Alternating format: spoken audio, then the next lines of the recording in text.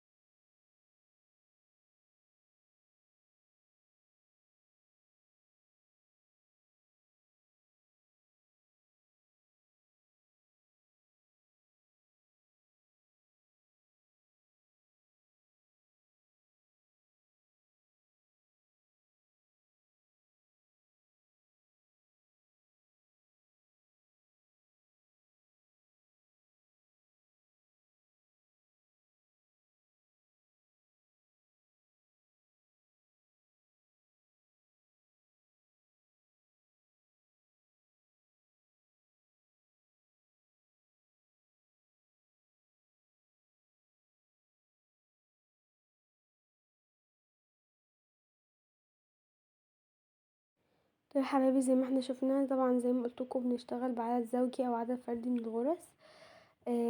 اشتغلنا بعدد زوجي. اشتغلت 20 سلسلة وزدت عليهم واحد، بقوا 21 سلسلة. اول صف معايا اللي هو الصف البدائي بيكون معايا عبارة عن غرزة حشو. تمام. بشتغل اول صف كله غرزة حشو.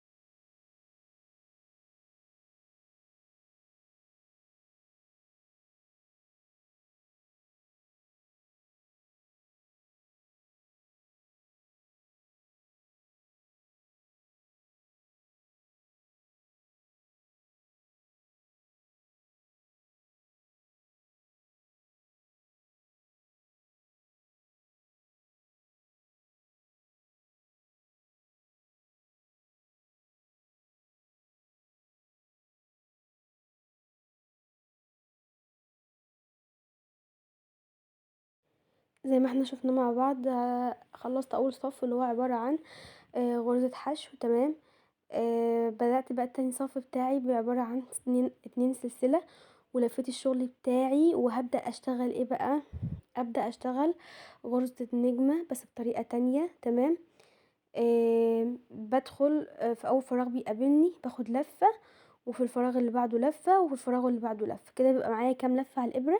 بيبقى معايا 4 لفات على الابرة. باخد لفة بخرج من الاربعة كلهم. تمام. يبقى انا بيبقى معايا 4 لفات على الابرة، باخد لفة واخرج من الاربعة كلهم، برتفع سلسلة، وبعدها بدخل في الغرزة اللي بعدها وابدأ اخد لفة لمدة 3 غرز. بيبقوا معايا 4 لفات على الابرة، واجي خارجة منهم كلهم وبرتفع وبرتفع سلسلة.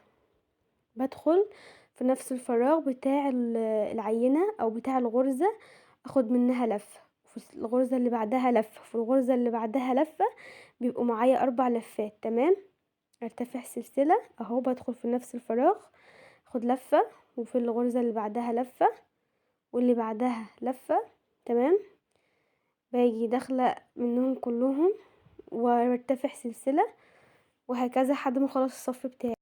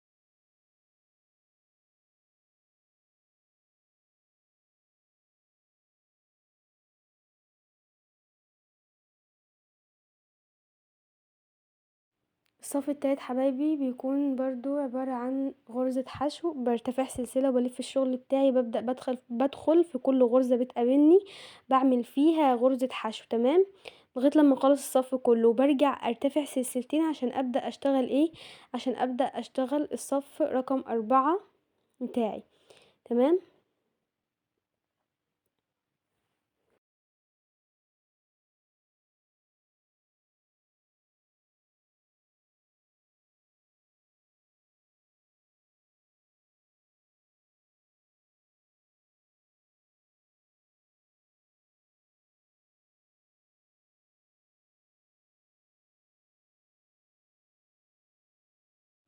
زي ما انتم شايفين حبايبي، اتمنى تكون الغرزة واضحة وتكونوا شايفينها كويس، وتكونوا شايفين طريقة يعني الطريقة اللي بعمل بيها الغرزة تكون واضحة ليكم. طبعا انا خلاص الصف كله برضو بنفس الطريقة دي، يبقى انا العينة بتاعتي بتكون عبارة عن صفين، وهما بقى الصفين، اول صف بيكون عبارة عن غرزة حشو، تاني صف بيكون عبارة عن غرزة النجمة، بس بطريقة جديدة، مش يعني انا كنت منزله لكم فيديو من كام يوم بطريقة عمل غرزة النجمة، بس بطريقة مختلفة عن كده، دي طريقة جديدة برضو ليها، تدينا شكل جميل قوي، وهوريكم شكل العينة في الاخر هيكون عامل ازاي.